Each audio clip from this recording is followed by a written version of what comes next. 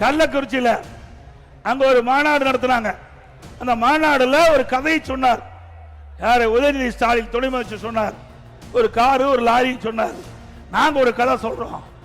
திமுக என்ற எஞ்சின் இல்லாத காரை 10 ஆண்டு காலமாக கூட்டணி என்கின்ற லாரி இழுத்து கொண்டு போய் கொண்டிருக்கிறது.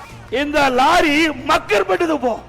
காங்கிரஸ் கட்சி திமுக ஆட்சிக்கு வந்தா பங்கு கொடுக்க வேண்டும் என்று காங்கிரஸ் கட்சி சேர்ந்த நம்முடைய தமிழ்நாட்டினுடைய மேலிட பொறுப்பாளர் சொல்றாரு.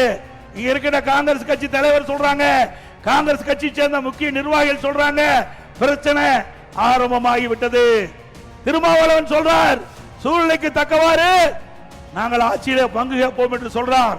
திரு கம்யூனிஸ்ட் கட்சி சேர்ந்த திரு சண்முகம் அவர்கள் சொல்லுகிறார் ஒரு பேட்டியில, திமுக கொடுக்கப்பட்ட வாக்குறுதி நிறைவேற்றல, அரசு ஊழியர் கொடுக்கப்பட்ட வாக்குறுதி நிறைவேற்றல, செவிலியர் கொடுக்கப்பட்ட வாக்குறுதி நிறைவேற்றல, விவசாயிகள் கொடுக்கப்பட்ட வாக்குறுதி நிறைவேற்றல, போக்குவரத்து தொழிலாளர் கொடுக்கப்பட்ட வாக்குறுதி நிறைவேற்றல, இடைநிலை ஆசிரியர் கொடுக்கப்பட்ட வாக்குறுதி நிறைவேற்றல, தூய்மை பணியாளர் கொடுக்கப்பட்ட வாக்குறுதி நிறைவேற்றல அப்படின்னு அவர் இந்த பேட்டியில சொல்லி, இன்றைக்கு இருக்கிற அமைச்சர்கள்லாம் 95% வாக்குறுதி நிறைவேற்றப்பட்டதாகவும் சில பேர் 99% நிறைவேற்றப்பட்டதாகவும் சொல்லிக் கொண்டிருக்கிறார் என்று நாம் சொல்லல.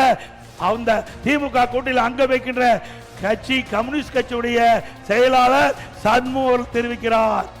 திரு ஸ்டாலின் அவர்களே, உங்கள் கூட்டணி நிலைக்காது என்பதற்கு இதுவே நான் சொன்ன கருத்து சான்று.